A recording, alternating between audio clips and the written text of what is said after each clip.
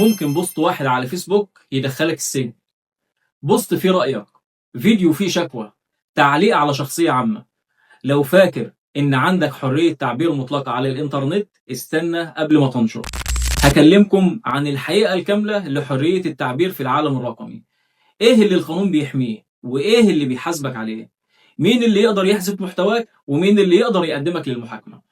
حرية التعبير حق بيكفله الدستور في أغلب الدول، بس على الإنترنت الموضوع مختلف شوية.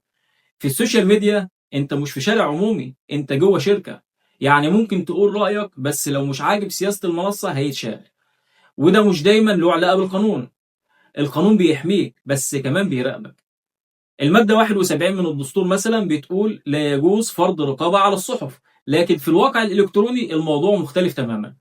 كمان في قوانين زي مكافحة الجرائم الإلكترونية ممكن تحاسبك على نشر الشائعات، التحريض، السب والقذف، الإضرار بالأمن القومي. يعني ممكن بوست ساخر يتحول لقضية، وكتير حصل ناس اتحبست فعلا بسبب تعليقات أو منشورات. طيب، هل في رقابة من الدولة؟ أيوة، في رقابة من الدولة، بس كمان في رقابة من الشركات زي فيسبوك ويوتيوب وتيك توك. كلهم لهم سياسة محتوى. يعني لو نشرت محتوى فيه رأي سياسي معين ممكن يتحذف، لأن الشركات دي بتحمي نفسها مش بالضرورة بتحمي حريتك. فاكر لما منصة تويتر قفلت حساب ترامب وهو رئيس دولة، وناس في السعودية وفي مصر والإمارات اتحبسوا بسبب بوست أو فيديو؟